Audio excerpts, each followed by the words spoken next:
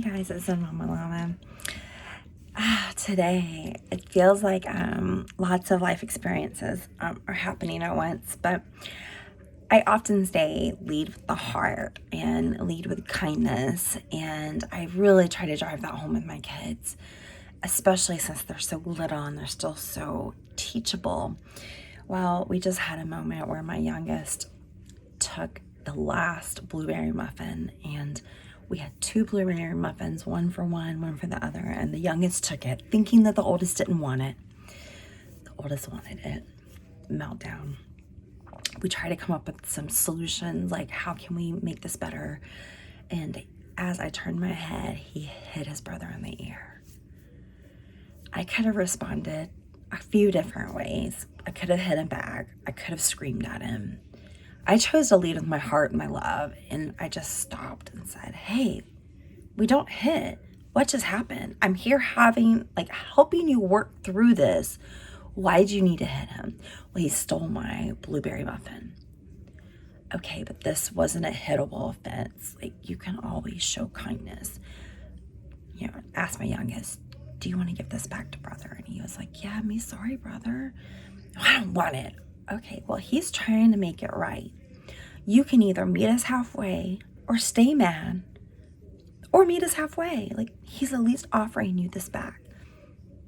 And he's like, no, he can keep it. Okay. How about this? We have chocolate muffin mix in the closet. How about we make it when I get off work? Now, I will tell you this. I'm exhausted. I was sick yesterday. It's been a day from where today. Super busy but I'm thankful because there's so many people who are not busy. I'm very happy that I'm busy. I'm not complaining. But it was just one thing after another today, and that was something that used to set me off. That probably would have set me off big time. But I have been working so hard on leading with love and leading with kindness. And that moment, I realized that I was able to do it. I can do hard things, even when I'm stressed out. And I took the path of love, which ended with everybody having a win-win-win. Had I yelled or spanked, which by the way, I don't spank, but I'm just saying, I was just using that as an excuse. But if I had yelled or spanked or done a timeout or something else, it would have been detrimental to us, to our bonding, to our relationship, and to him. He would have thought that he was, I was bringing pain, shame, or blame to him for hitting his brother when he was hitting out of frustration, when we just had to do a little quick talk about it and get to the bottom of it. And is this kind of parenting hard? Oh my God, is it hard? My husband always goes, this is so hard. And I'm like, it is. He was one who came from thinking that he would spank our children and yell at them and we would just control them and everything would be fine. And then he married a hippie wife who's like, no, actually, we're not going to do that. We're going to listen to them and we're going to set boundaries and we're going to have natural consequences. And so that is hard because most people, especially in the South, grow up with consequences. You need a discipline. Discipline means to teach, just in case you're wondering. To teach. I'm not sure what teacher hits, blames, or shames somebody and thinks that kid is learning. You learn how to not do that behavior, but you don't learn why you didn't do it in the first place, which is super freaking important to emotional intelligence. If you don't know why you're doing those things, and half the time they don't, it's taken me a month and a half to figure out. My kid has not wanted to do schoolwork because he got a math problem wrong and he thought he was dumb. A month and a half, y'all. I felt like the worst mother ever for not realizing that. And everybody kept pushing the stupid school at me, and you gotta make him do this. And I'm like, it's not worth my fight while I work full time. I have to set up some boundaries for myself too and what I can handle. That's important. Finally got to the bottom of it. Now he's willing to go back and do it again. It was just, he didn't feel good about himself, and I missed that. I should have gotten it because I was there in the moment. I knew he didn't feel good about himself. I thought we had resolved it. but we hadn't. And I should have realized that. So sometimes parenting is like that, looking back at things. But my husband has come a long way. He came from, he wants to yell. And for a while I was like, well, you do your parenting and I'll do mine. Like, I'm not bringing our children pain, blame, or shame. Like, I'm not doing it. And so, for a while, my husband had gone, his job had sent him 3 hours away. So he was gone during the week. And the kids and I had gotten on a really good routine. I had gotten really good about connecting with them and understanding the issue and not yelling and not screaming. Like, 'cause sometimes I would scream because I was so frustrated. I'm like, I don't understand what's happening. So the more I got into this positive parenting, the more I was able to like get down at the root of things. And it's been a huge journey. Like, I go through some weeks where I can't control my yelling. Like, I'm like, why am I yelling? I can feel I'm yelling. Why the hell am I doing this?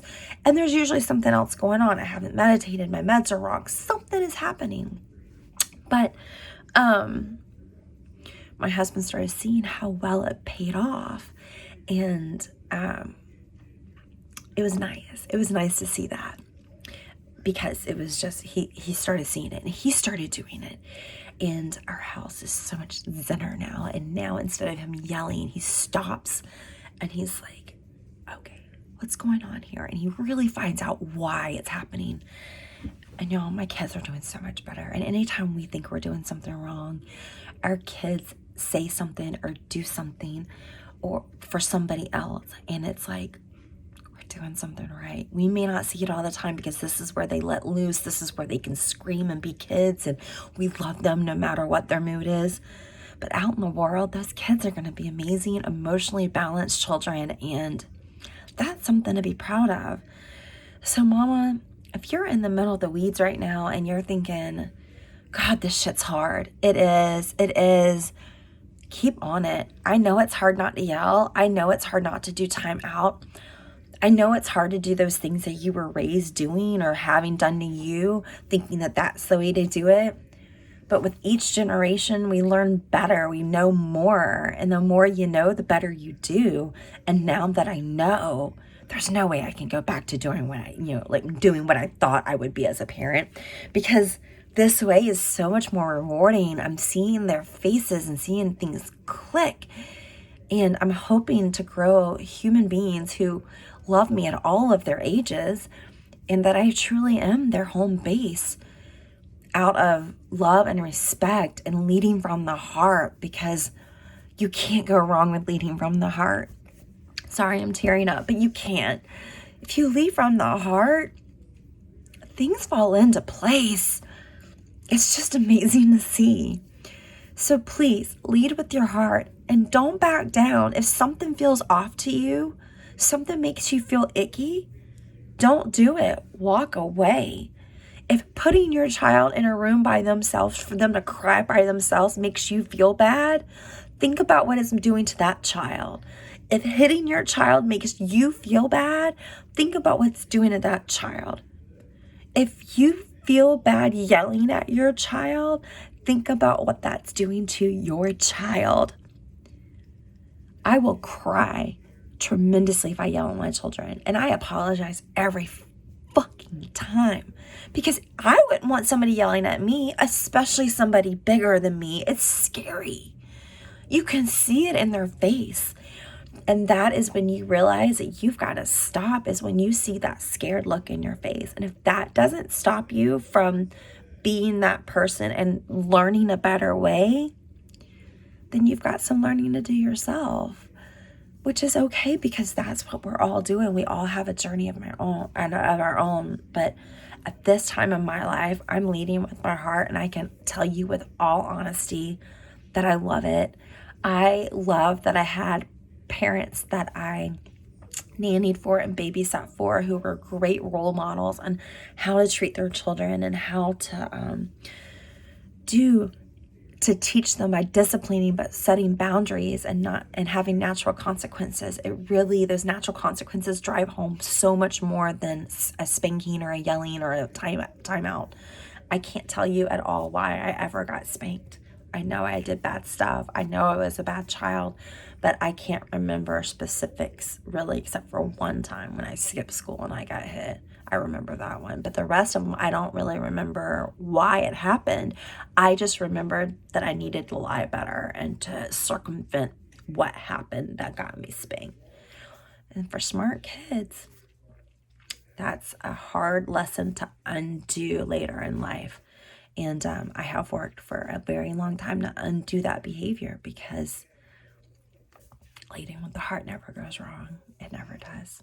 So I hope you guys got something out of this video today. I know it was long and I did not mean to speak this long, but when it comes to positive parenting, I am so passionate about it. And if you have questions, please reach out. I have great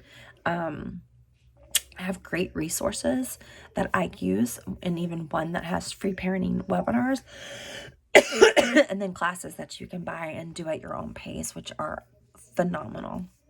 But realistically, there's a lot of things that you can do on your own with reading and webinars that will drive home what you need to do to help you be the best parent you can be, and to raise children who are emotionally balanced and who are going to be amazing people who change the world for the better using love and kindness. And isn't that the world we want? Don't we want a world free of violence? Don't we want a world where peace is involved?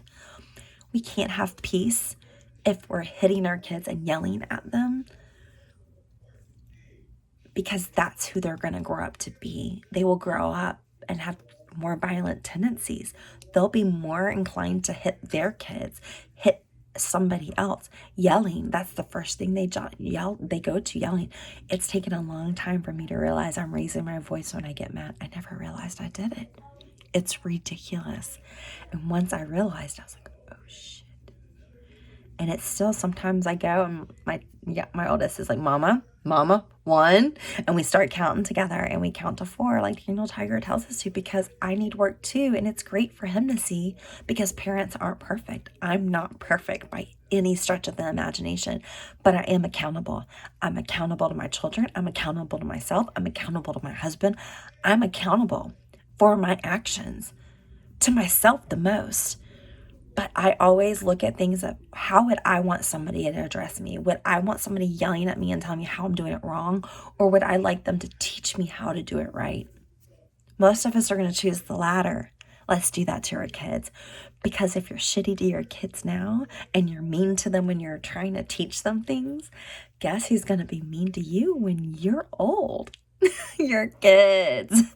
So it's really important to try to, build that relationship from a child. And you can do that with respectful, positive parenting. You can raise amazing adults and not feel icky about yourself. Go out there, lead with kindness today, with your children, with your friends, with your coworkers, with your boss, with your husband, with your parents, whoever you come in contact with. Lead with your heart, lead with your heart, lead with kindness. Y'all have a great day. Signing off.